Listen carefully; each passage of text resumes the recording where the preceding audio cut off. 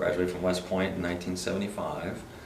And then they sent me to MIT. I got my master's degree at MIT in 1980. I guess we can get to your story. Okay. I don't know where to begin, so I guess you just start. Okay. Forever. All right. Well, it was 2001. I had been assigned to the Pentagon from 96 to 98. But by 2000, I had been reassigned down here. So I was working here at Fort Gordon from 2000 until I retired in December of 2003. But the job I was in, this type of command I had, it was called a TRADOC system manager, and I was responsible for developing requirements for future Army radio systems, for developing new technology and getting those requirements approved at the Joint Staff level. The Vice Chairman and Joint Chiefs of Staff would have to be briefed to approve these requirements, because once they're approved, then they go out to industry to compete for contracts, and they bid and say how much they would have to spend to build those requirements, and then the Army awards contracts, multi-billion-dollar contracts to develop this type of stuff. So while I was in charge of developing those requirements, I was constantly going back and forth to the Pentagon. I lived here in Georgia. I lived in Evans, and I was working at Fort Gordon. I was in the Pentagon as much as I was at Fort Gordon for those first couple of years of that assignment, 2000 and 2001. And it's kind of funny, because September of 2001, I had not been in the Pentagon for about 3 months. Because I just got finished briefing the Vice Chairman of the Joint Chiefs of Staff, something called the JROC, the Joint Requirements Oversight Council, to get some requirements approved in the spring of 2001. And for the year prior to that, I was in the Pentagon every week. I'd go up there and spend 2 or 3 days attending meetings and guiding discussions and briefing generals to get things approved. But all that culminated in April or May of 2001, and we got this major document approved, and then I didn't have to go to the Pentagon for a while, for a couple months, because we finished that cycle and was working on other things where I still traveled some, but now I was traveling to Fort Irwin, California, where we were practicing or working with some of the equipment out in a combat training environment, getting feedback from the users about what was working right, what wasn't working right. So I wasn't going back to the Pentagon very much, and September 11th was the first day I had been back in the Pentagon since like April, which in that type of job I was in, that was quite a long stretch with me not having to go to the Pentagon. Right. So this was September 11th, 2001 was a Tuesday, and I had just found out about this meeting that I was going to be required to go to over the weekend, Saturday or Sunday, September 8th or 9th.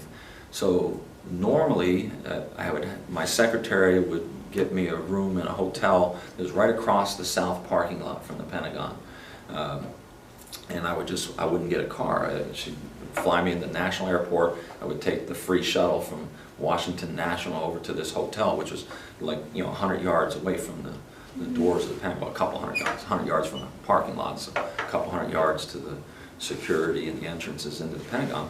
And I wouldn't get a car. I would just stay in that hotel and walk back and forth to the Pentagon when I had meetings and things, and then take the free shuttle from the hotel back to the airport when I would come back to Georgia.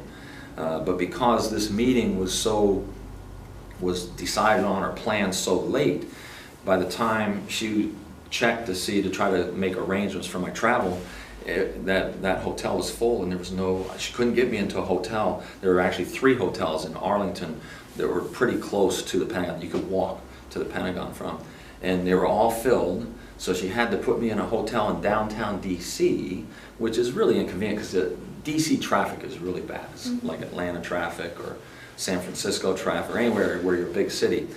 So you don't want to have to drive, but she had to set me up in a hotel for Monday night in DC, which meant she had to get me a rent-a-car. Well, that ended up being a blessing, the next day, because normally I wouldn't have had a car when I was doing work at the Pentagon.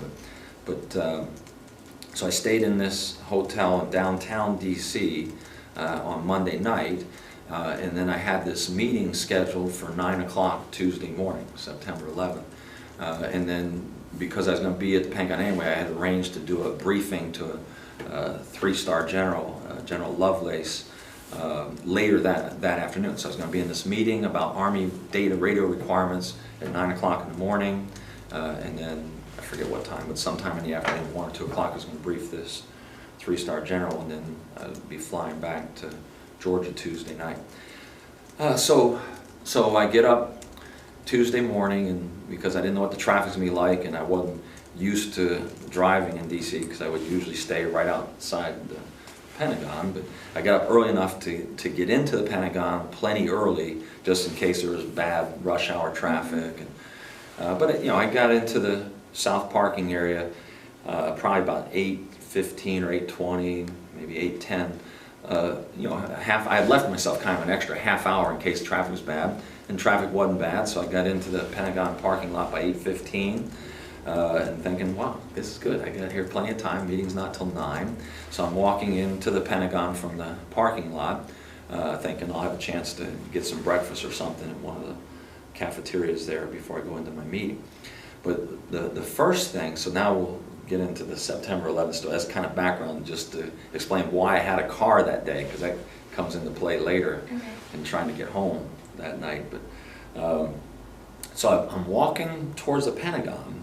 And you may, I've talked about this a little bit, I don't remember if you've ever heard me, but either in class or sometimes at chapel, I talked about 9/11. But my first impression walking towards the Pentagon was how beautiful a day it was. I mean, it was such a, you know, September 11th, so it's fall, you're up in the Northeast, so it's a little cooler than it is here, and that was my first impression. When I had left Georgia the day before, on Monday, September 10th, it was still hot down here. This year we had kind of a mild September, but that year, I mean, September 10th, it was a really hot day down here at Fort Gordon. And I get out of this rental car and start walking the Pentagon on September 11th. It was like a crisp, cool fall morning. It was just beautiful. It was so noticeable. The sky was a beautiful blue. It was so noticeable and so overwhelming that I actually stopped on my way into the building and prayed just for a second. I had stopped and just closed my eyes and said, and I thanked God for such a beautiful day, because it was that much different than the hot weather I just left here the day before. So that was my first impression, was how beautiful a day it was. And the sky was so clear and so blue. And if you remember where you were on September 11th, or you watched pictures since then of New York, it was the same way in New York. I mean, just a beautiful day, a clear, bright day. But anyway, so that was my first impressions, walking in the building. What a beautiful day it was. I went into a place to grab something for breakfast. I forget what I had, but and then go into this meeting, and I'm one of the first ones there. I get there about 8:45, and it's so busy in the Pentagon. I could tell you from when I was there between 1996 and 1998. How you didn't have a free minute, much less any gap of time. I mean, you're always going from one thing to another. I mean, I would be in meetings, and I'd be leaving one meeting and walking towards the next meeting, and a guy would be briefing me on what our organization's position was, and here's your talking points, and here's what you need to be saying at this next meeting. And it's just like non-stop. You're just constantly busy. So when I went into this conference room at 8:45, I think, if I remember right, I was the only one there. I was the first one there. And this is a 9 o'clock meeting, so I'm not real early, but it's like 8:45, and I'm the first one in the room. And then gradually people start coming in over the next 15 minutes. And then the last people that walk in, a couple minutes before 9, had just seen on TVs in their offices, seen a plane hit the first World Trade Center tower. So the last couple people coming into the meeting said that, have you all seen what just happened in New York? And nobody had. I mean, the first plane hit like at 8:46 or 8:48 or something like that. So the people who were in the room had not seen that or been aware of that. And I can remember asking somebody, well, you know, what was it, an accident? And nobody knew yet. Only 10 minutes had gone by. Nobody knew what had happened yet. And you know, everybody's kind of interested, like, whoa, what happened there? Most of us would have felt like we'd have liked to have left the room at that point and gone to find some office that had a TV and watch the news and see what was happening in New York. But at that moment, we felt like the issues we were about to talk about were very, very important, and well, we can't delay. We can't just go check and see what's happening there. We need to get in this meeting. So, you know, at 9 o'clock we start our meeting, and we're talking about the Army's data radio requirements and which units are going to need which capabilities, and we've got representatives from the different services, Army, Navy, and Air Force, and representatives from different units and types of units to explain some of the requirements. And we're actually doing a video teleconference. We've got 10 or 15 of us in that room, in that conference room, and we're connected by video teleconference to people from other places. There were some people from Fort Monroe. There's actually some people from Fort Gordon in the video teleconference, and we're just beginning to exchange information. The meeting's probably going to go an hour and a half or 2 hours. But, you know, about a half hour into the meeting, I think it was 9:36 or 9:38, you know, we heard this loud explosion and the room shook. And I thought, what was that? So we had some what we call backseaters. We had the principals, the people who are mainly responsible for the positions from their organizations are sitting at the main table, and then people who are supporting them or have information to back them up or answer questions for them are sitting in the back row. And we turned around and sent a couple of the back row guys out to go see what that was, because what it felt like and sounded like was like a bomb had gone off, and that was my first impression. You know, somebody must have just set off a bomb. Had you in your mind maybe connected the two? No, and in fact at that point, no connection. I mean, I didn't even remember that 40 minutes earlier someone had said, you know, a plane had hit one of the World Trade Centers, and we didn't know that the second tower had already been hit, and we didn't know that. So we had heard, you know, a few minutes before 9, the plane had crashed into the World Trade Center, and I didn't make any connection. I don't think anybody made any connection to that at that moment, but we did think somebody had set off a bomb. And the room we're in didn't have any windows, and the door was closed, so we could feel it. It shook the room, but we didn't know if it was somewhere in the Pentagon. My assumption was it was somewhere out in the parking lot, some demonstrator or something. Somebody had set off a bomb maybe in one of the parking lots, because you can't get into the Pentagon. It would be difficult for a terrorist to get into the Pentagon and set off a bomb because of all the levels of security they'd have to get through. So that was my thing. It was probably a bomb went off somewhere.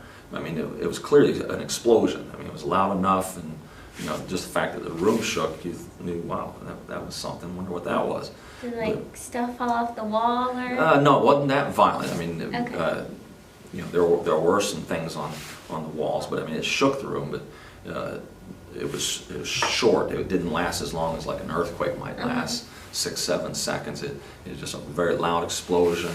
The room shook for an instant, maybe, you know, a second or two. But anyway, so it was violent enough that we sent somebody out. We thought, again, what we were doing was very important, so we kept going with our discussion, but we sent some people out to see if they could find out what that was, and, you know, is it okay to keep going with our meeting? Well, before they even could get back, we had security guys opening the door yelling, "You got to get out of the building." So we start picking up our stuff, and they said, "No, you got to get out of the building now." So everybody starts moving out of the building, and the conference room I was on is on the first floor. So we're going out the first corridor. There's 10 corridors that connect the outer areas, the parking areas, into the Pentagon, and then in through the rings of the Pentagon. So we're walking out first corridor, and between each ring, from the A to the B ring, from the B to the C ring, it opens up to the sky, and you can see up. You know, it's kind of like 5 buildings that are all parallel to each other in those rings. I looked at some pictures of the crash site. Yeah. So we're walking out first corridor, and as we go past the first ring and look up, and you see this big billow of black smoke just kind of pouring in on us. And then, you know, everybody had probably been pretty calm up to that point. We started running at that point, thinking, okay, so this bomb was in the building, building on fire. We need to get out. So we get out all the way out to the south parking area and turn back and look back and see this hole in the wall and smoke and fire and flames. But we still, those of us who were in that meeting that didn't have any windows and didn't have any TVs and didn't realize what had been going on for 40 minutes, had no realization that this was a plane that just had hit the building. Well, I still thought it was a bomb because there was nothing left of that plane. There was no parts of the plane or anything you could see to make you realize that was a plane that just crashed. It looked like a bomb had gone off. Part of the building was starting to collapse. The building was on fire. People were pulling people out. And so those of us who got out into the south parking area, a lot of us moved up under the 495 underpass or the overpass, but we got up under it just because now we're thinking what's going on, and just kind of get under some shelter in case something else is going on. And then, you know, as you get out of the building, you start talking to people who weren't in meetings, who were watching things that were going on TV, and we started realizing, okay, this must have been a plane. This is a part of a big operation going on, because the second World Trade Center tower had been hit, you know, 15 or 20 minutes before the Pentagon got hit. So there were people who were out there in the parking area evacuating from the Pentagon who already knew both towers had been hit. The second one was very clear. People were watching the news of what had happened when this plane hit the first tower on TV. They saw live shots of a plane crashing into the second tower, and if anybody was in doubt after the first one, by that moment everybody knew this is intentional. Don't know who's doing this, why, but this is intentional. And then, of course, the plane hit the Pentagon, and then a half hour later, the flight that they think was coming back for the Capitol building, you know, Todd Beamer and that crew were able to wrestle control away from the terrorists, and that one crashed into a field in Shanksville. But that hadn't happened yet. Right. But we talked to enough people to realize this was a plane, and we're under some kind of attack, and you know. But before that realization, as we're going out of the building, I'm looking back at the Pentagon burning. My thought, it's kind of like, it's surreal. And in my mind, I'm thinking, okay, so what time? I'm thinking of the things we're doing right now that were so important. And I'm thinking, well, you know, I wonder when they're going to let us back in the building.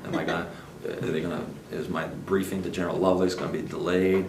And it's like, it's not real. It's not, you don't make the connection. And after a few minutes of thinking and talking with our people and realizing what's going on, you realize we're not going back in that building today. They're not going to let us back in. And you had the people who were right next to the impact area doing everything they could to get bodies out and give first aid to people who were still alive. And, you know, there's nothing we're going to be doing in there today. But at that moment, I didn't realize that. So that was my first impressions of that day.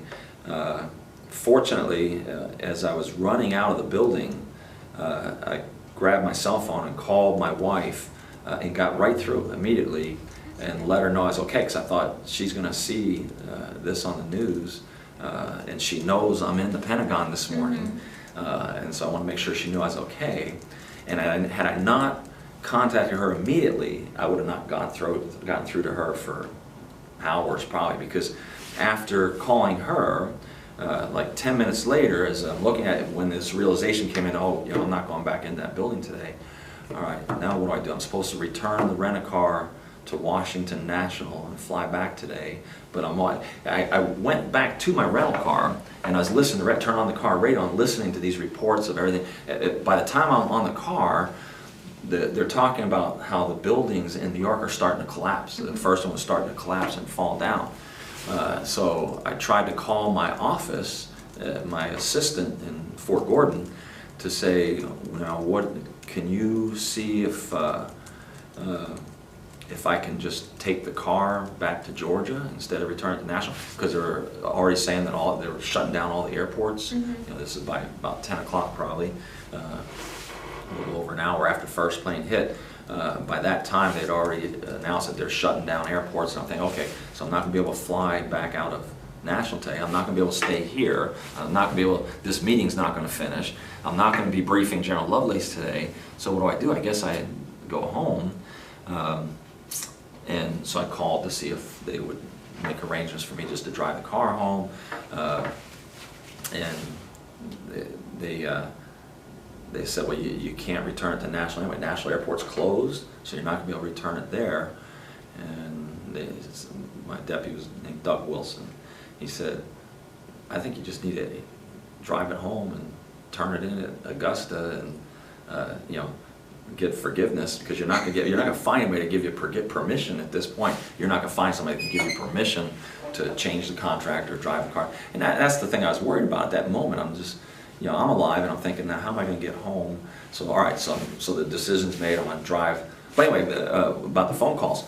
I couldn't, when I first started trying to call Fort Gordon, I could not get, I mean, the cell networks are immediately tied up with emergency responders, and you know, there was so many phone calls going on, people trying to reach loved ones, and The networks were completely saturated, and you couldn't get a phone call out. But eventually, 20 or 30 minutes later, I got through to my office at Fort Gordon and told them, okay, well, I'm going to be driving back however long it takes. It was a 9-10 hour drive. I won't be back till tonight. I'll just see you at work tomorrow, Wednesday. Well, by the time all that happened and I realized that I wasn't going back in the building and decided, all right, I'm going to get in this rent-a-car. We've been up under this overpass. I'm going to go down to the rent-a-car and listen to the radio and figure out what's going on. And after all that time going by, it wasn't a lot of time, but this is probably, I lost 30 or 40 minutes waiting to figure out what's going on, what should I do. I'm not going to do any more work here today. I need to go ahead and leave. By the time I made that decision to leave and got in the rent-a-car and turned it on and started trying to drive out of Arlington, it was a parking lot. You couldn't move. Had I immediately, when I left the building, gotten into the car and tried to drive out, I probably could have got out. Mm-hmm. But by the time 40 minutes went by and I decided to try to drive out, all the roads were closed down so they could get emergency vehicles in. All the routes out of Arlington were shut down so that ambulances and fire and police could all get in. And I sat in gridlock for I don't know how many hours, but this happened 9:36. So this is about 10 o'clock, 10:10 in the morning. I started trying to drive, and it was well after 1 in the afternoon before I got out of the parking lot at the Pentagon. So I mean, it was 3-4 hours, and then I got into Arlington, and they still got the roads closed, and it's just nobody's moving. But eventually, I was able to get out of Arlington after about 4 hours. And once I got out of Arlington and got across the Beltway and onto an interstate, then you could drive. Then you could, the traffic flowed. But I sat in traffic probably for 4 hours, just trying to wait for the opportunity to move up an inch at a time, a foot at a time, until enough traffic was able to clear out. But everybody was in that situation for those few hours. So I got into Georgia, if I remember, it was about 2 in the morning, 1 or 2 in the morning, and I turned on the TV because I hadn't seen any of this. Mm-hmm. So I turned on the TV, and then I was up for a couple hours watching this, just in amazement, because I hadn't seen any of these pictures. I hadn't seen the planes crashing into the building, and at that point, nobody had any pictures of the plane hitting the Pentagon. They later, a few days later, found some security cameras that showed the last segment of that flight hitting the Pentagon. But so I was up till probably 3 or 4 in the morning that night. Finally got to bed and went into work at Fort Gordon sometime, a little bit before lunch, probably on Wednesday. But yeah, it was some kind of experience. Everybody who worked in the Pentagon knew somebody that was impacted by that. But the ground zero in the Pentagon, where the plane hit the Pentagon, is a room, you'll see it come up every once in a while on my screensaver there. It's a room that I was in where I was promoted to colonel in 1997, where Connie and my 2 youngest stepsons, and you see General Gunther there pinning these on. That was General Gunther's office in 1997, where I was promoted to colonel. And part of the reason so few people died, right after I left the Pentagon in 1998, they started on a renovation project, a major 10 to 12 year project where they're going to rent. The Pentagon was built right after World War II, and most of the materials and most of the office spaces in there were original materials from 1946 and 1947, and it was in dire need of renovation. And they finally got it approved in the budget to renovate the Pentagon in the late 90s. And they started in 98 or 99 on a 10 or 12 year process to renovate the entire Pentagon, but they're going to do it 1/5 of the building at a time. They call them wedges. And next, this wedge was going to go into renovation. Well, this was the first wedge. The plane hit right along the 4th corridor, and that was in the area of that first part of the renovation, and it had just finished, and they were just starting to reoccupy those offices. So many of the offices that were blown away in this impact of this plane were still unoccupied. But the office where I was promoted, the G6 of the Army staff had moved during that renovation over to this wing here where I was sitting in that meeting. And when they reopened this, instead of moving them back, for whatever reason, I wasn't there, so I don't know what the discussions were or how that happened, they decided to move the G1 back into this office space. All right, so what was the G6's office, who's a 3-star Army general, was on September 11th, the G1's office now, who's also a 3-star Army general, and he was killed instantly. And in fact, to this day, you know, 11 years later, he's still the most senior officer to die in the war on terrorism. But he died at the initial impact immediately. That plane crashed right through his office and took out the next 3 rings of the Pentagon and all the offices on either side of that corridor. But Lieutenant General Kern, Paul Kern, was the G1. But that was now his office at that point. Had the G6 people, had they shifted back to their original office space, that's where that's where I was in the meeting. We would have been right in that impact area. So I mean, I see it as just you know, some people call those things coincidences, but the grace of God in my mind that I wasn't right in the impact area, because that was our offices, the G6 offices, prior to the renovation. But of course, many people still were there, and most of them were killed that were right in that area where the plane hit. But I can remember in the first few months, first year, the 1-year anniversary, there were lots of opportunities because I happened to be in the Pentagon, very close in fact. I mean, from where the plane penetrated and destroyed all that, there's only 80 yards to 100 yards from where we were sitting in that conference room, and that's why we could feel it and hear it so clearly. We were very close to the impact area, but that's one of the things I see by the grace of God. People would ask, well, you know, where was God in all this? Why did these kinds of things happen? And I was given lots of opportunities to talk about this because I was in the Pentagon when the plane hit. When I came back, in fact, I got back that Wednesday, and I was already scheduled to give a talk at a graduation, one of the officer training classes, graduations on Friday, and I was able to talk about it then. And then I was invited to speak in lots of different places just to see what my perspective was as a person who was in the building when it happened. And that's a question that a lot of people ask, and that's one of the things I talked about a lot, was where was God in all these things, and how it's tragic to see nearly 3,000 people die in a 1-hour period in New York, in Pennsylvania, and Washington, D.C. with this terrorist attack. It could have been so much worse, and you see these miraculous stories of escape. You see the fact that where this plane hit, there's no spot anywhere else in the Pentagon it could have hit and caused fewer casualties. You know, if it had hit somewhere else, it may have been hundreds or 1,000 or more than 1,000, a couple thousand people could have been killed. But where it hit, because most of that part of that building was vacant, of course terrorists didn't know that. Right. I guess they could have if they had a little better intelligence, but you know, by intelligence I meant, like, you know, the military aspect of intelligence, data collection, collecting information about your enemy. But anyway, where it hit, again, we only had about 60 or 70 people who in the Pentagon who were killed. Everybody on the flight was killed, and then another 60 or 70 who were in the Pentagon. Had it hit anywhere else, there would have been at least 10 times that many casualties. So you see those kinds of things, and even guys that were right in that impact area that escaped.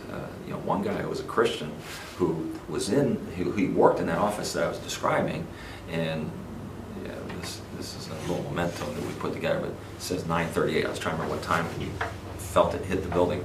So it was at 9:38 it hit the building.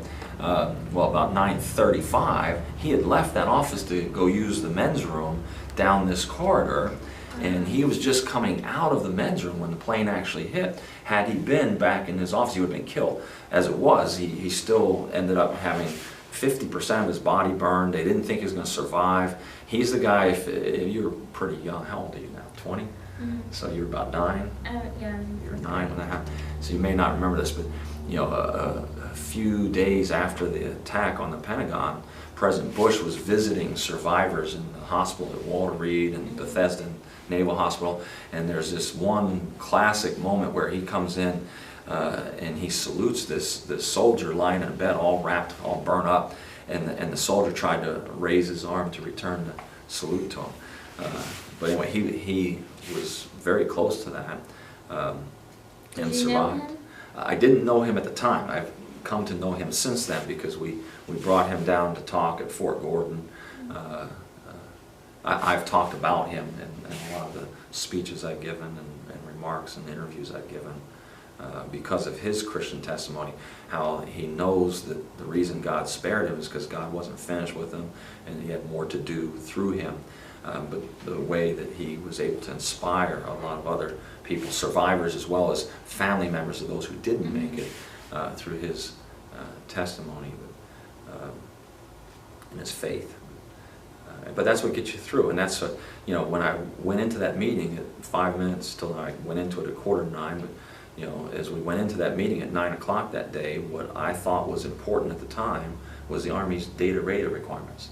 And moments later, when that plane hit the building and we're evacuating the building, you realize how unimportant those things are. And that's what comes to your mind is what is really important in life, and what's important is your faith and your family. And that's what I experienced as I'm walking out. The first thing I do is call my wife, because that's what mattered, is that I'm still alive. I still have these relationships with other humans, and those are what matter, not what are we going to do in our job today, or what are we going to do for the Army next year. I mean, it's your faith and your family. And I've told people this in remarks that, you know, family, because humans, we're the only part of God's creation that's eternal. You know, all this, everything else is going to pass. This world is going to pass away, and there's going to be a new heaven and a new earth. But we live forever. Our souls are eternal, and we're the only part of God's creation that He designed in His image, and that He created to be eternal. And that's why that's all that matters. And when something like this happens, that realization hits you that that's, you know, people up with Hurricane Sandy. This is probably Connie. If this is Connie, you can let her in. She just wanted to get in the door. Yeah, she's here. You want to just open that door for her. So, you know, you realize that that's what's important. But the guys up in New Jersey and New York, you know, last month with that hurricane, so many of them lost their homes. But you see the gratitude they have if they didn't lose loved ones, if their family's still intact. That's always the first word out. Yeah, we lost everything, but you know, we're still together. We're all still alive, and the gratitude they have, that they realize those other things are temporary. They can't be, or even if they can't be replaced, you know, old photos or whatever. That, you know, maybe you got some things that can't be replaced, but they're not significant. They're not valuable compared to our lives and our relationship with each other, because those will last forever. And then your faith is important because it helps you to have the perspective to understand things like this. How can this happen? Why does this happen? To have the perspective and the context with which to be able to cope with these types of things that happen. So, you know, that's a lot of it. So what's your favorite part about your job now? Now? Oh, I love, well, you know, the part I love about my job now is similar to what I loved about being in the Army, and that's teaching, coaching, mentoring young people. That was a big part, is not so much when I was a lieutenant, although when I was a lieutenant I was in charge of 30 guys, but most of them were actually older than me, and been in the Army and had a lot more experience than I did as a brand new second lieutenant. But as I got into more senior ranks in the Army, the thing I always enjoyed the most was making an impact and influencing young people. As a battalion commander, the opportunities I had to shape these 18 and 19-year-olds and what their view and perception was of what it meant to be a soldier and what it meant to be in the Army, and to have an influence and impact on that. That's the same thing that I like about teaching, and that's why I feel like God led me into teaching and coaching, because I could continue to do that in just a different setting, but kids that almost same, maybe a little bit younger, you know, freshmen and sophomores in high school are 4 years younger than the typical soldier who's just coming into the Army. But to have that opportunity to impact their lives and be a role model for them, and be an example for them of what it means to be a Christ follower, and to serve God, and how to do that, and how to be a person of integrity, and how to make right decisions and right choices, and have a big impact on that part of their lives, both as a teacher and as a coach. You know, I don't know if you know, but I just gave up the coaching. I won't be coaching next year, and this is probably my last year of teaching. It's not definite yet, but I've been handing things off to try to transition towards not working anymore, just to spend more time with kids and grandkids. So this might be my last year, but I feel like God called me into this, so He's going to make it real clear that He's releasing me from that call next spring before I make that a final decision that I'm going to stop doing that. But I've enjoyed doing it for these 9 years because of the impact you can have as a person who's teaching young people. So. All right. Well, I think that's it for now. Okay, it's good timing because Yeah. I'm supposed to be in the gym in 10 minutes.